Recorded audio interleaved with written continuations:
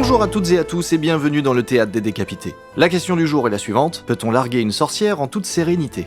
Médée, c'est l'histoire de Médée, qui est un savant mélange de Lagertha, Satan, Daenerys et Michel Rodriguez en plus badass. Surtout, c'est une sorcière, une vraie. Alors ça commence, Jason il veut tège Médée parce qu'il aimerait tartiner Créuse, mais il faut savoir que Médée et lui ils ont déjà 2 lardons, et qu'en plus ils ont un lourd passif. C'est qu'ils se sont tombés dessus le jour où Jason a voulu chourave la toison d'or à Médée et son rep le roi de Colchide, un dénommé Étès. Et Médée, qui trouvait Jason trop frais, elle lui a filé un coup de main, et pendant qu'il prenait indûment la toison, Médée elle a rapté son propre petit frère. Après ils se sont vaisseaux tous ensemble en bateau et Médée a même saigné son propre petit frère pour démontrer à tout le monde son niveau de badassitude.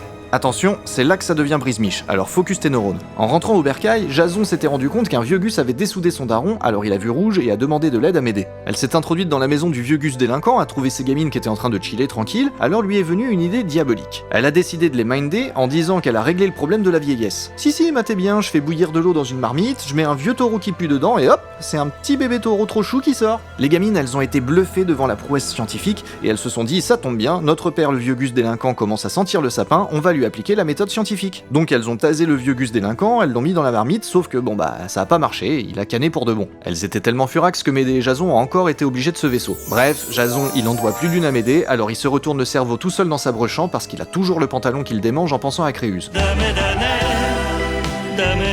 Puis il craque. L'envie de saucer Créuse est trop forte, en plus c'est pratique parce que c'est la gosse de Créon, le roi de Corinthe, chez qui ils se sont vesquis. Donc il va voir Médée et il lui dit gage des, mange tes morts, tu pues la mille, va traîner ta moule ailleurs. Médée grand prince elle dit bah chant mes mec, tiens voilà une jolie toilette pour ton nouveau crush. Créuse elle met la toilette, c'est trop une bombe, Jason a le gourdin. Pendant ce temps Médée qui est en pleine montée de vengeance elle va voir le daron, Créon, le roi de Corinthe, et elle lui dit c'est quoi le pastis, ta gosse elle veut canne mon cum et toi topine. Créon il lâche une série de tout petits pets qui sentent la peur.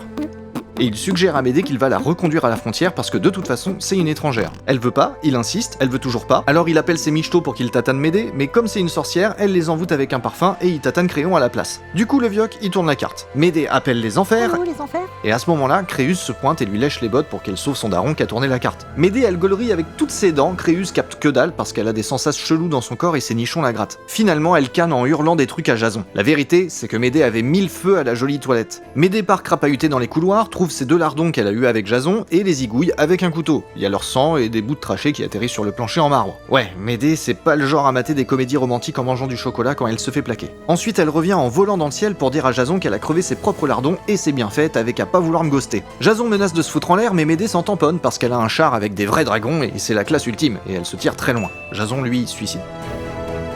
Et voilà.